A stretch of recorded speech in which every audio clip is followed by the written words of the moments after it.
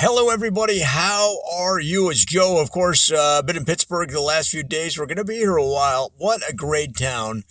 And a couple areas, I don't know how you pronounce every local spot, but a couple areas that I thought I'd point out to you. We're right near this particular neighborhood or suburb. I'm not sure which. Uh, this is Mitli Beniman. And Mitli Beniman is a lot of people that come from Pittsburgh for some reason. Like when I was in college, a bunch of people were from Mount Mitlibaninan. I'm not really sure how you say it. Uh, all right, here's a neat area right here. Castle Shannon. Oops. Castle Shannon is a neighborhood real close to where we're situated on Mitlibaninan Boulevard. And of course, if you decide to go to either of these places, you might want to stop in Hoodryji Park. Hoodryji Park is part of this part of town. So now we're south of what I call the Y. I consider Pittsburgh to be a Y on its side of the rivers.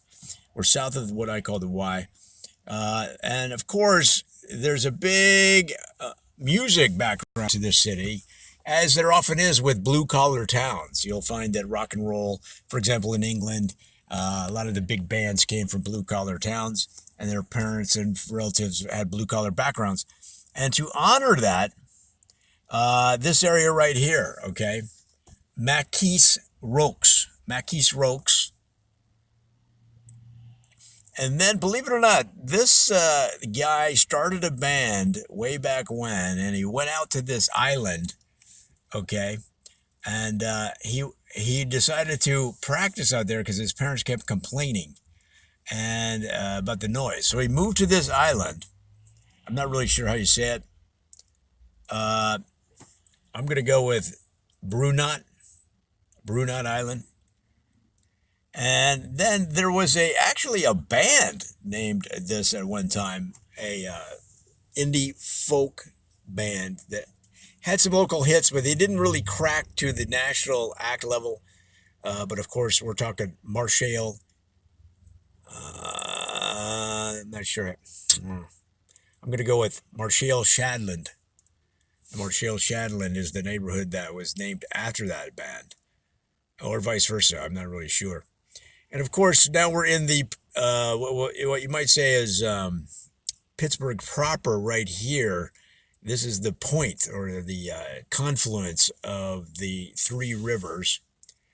And of course, right down here, okay, is Fort Duke. So Fort Duke, and that's the short name for it. The long name is Fort Duquesne, is right in the middle there. I don't know if you can see that. There's Fort Duquesne, and that played a major role in the development of the city. So if you and your family like historical markers, historical areas, Fort Duquesne is one of the major reasons Pittsburgh is here today. Now, if you like real crime, okay, so Pittsburgh is in Allegheny County. Pittsburgh is in Allegheny County. I'm not really sure how you say it, but so you might want to think about, especially if you have somebody in the family, like a child that wants to maybe be a lawyer or be in the criminal justice system. The Allegheny County courthouse, and then the Parks Department is right there downtown. But they probably have tours, and they probably have guided tours even. You might want to check it out. And all right, so this is a really interesting area. Okay, the Beedford Dwellings. The Beedford Dwellings are where a lot of students live because there's a lot of universities in this town, guys. You got Carnegie Malone, and you've got Pite. And so those are, I'm not really, again, sure how you pronounce those, but those are those kind of famous local schools. So guys, well, there it is. There it is right there, right in the middle. Okay, that's pretty well known research university, and I think they're tied in with Uber somehow. I think if you go, the rumor I heard is if you go to that school, uh, Carnegie Malone, you get a free Uber rides everywhere. I don't know that to be the case. All right, and then this is the famous Frake. Everybody likes the Frake right here in the middle of your screen. The Frake is a art museum, a cultural institution. It's a long-standing point of pride for the city, the Frake, and they have all kinds of displays of art and artifacts.